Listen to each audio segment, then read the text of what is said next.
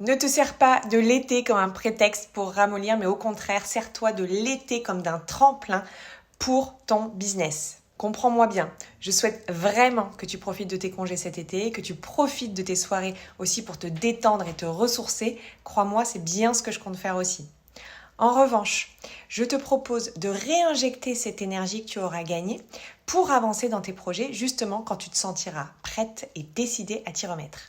Je sais que le monde, il est complètement monté à l'envers, c'est-à-dire que c'est en été qu'on a le plus d'énergie et qu'on nous propose de ralentir, et à l'inverse, en hiver, qu'on carbure comme des malades et que justement, on aurait plutôt envie de ralentir et de se mettre dans sa grotte. Pourtant, en étant à notre compte, on a la chance, la possibilité de pouvoir organiser nos journées, nos saisons exactement comme on l'entend.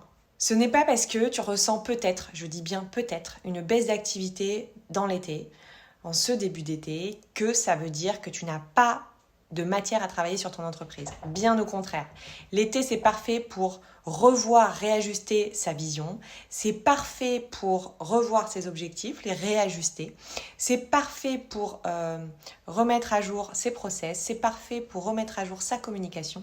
C'est parfait pour travailler sur ses offres, se former, se faire accompagner, des choses à faire, il y en a un paquet et c'est génial de profiter de l'été pour faire ça parce que ça va te permettre de démarrer nettement plus sereinement à la rentrée.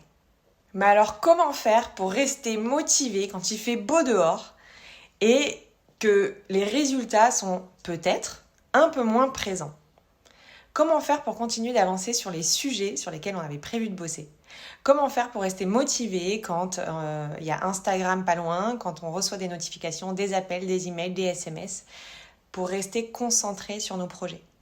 Comment on fait pour rester motivé quand on a des peurs, quand on a des doutes qui viennent nous chercher et nous détourner de ce qu'on avait pourtant prévu ? Si c'est passager, c'est pas un problème.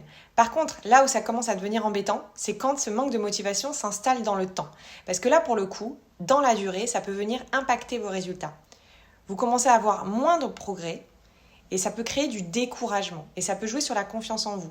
Sans parler du fait que vous risquez de passer plus de temps sur quelque chose qui normalement est censé vous en prendre beaucoup moins.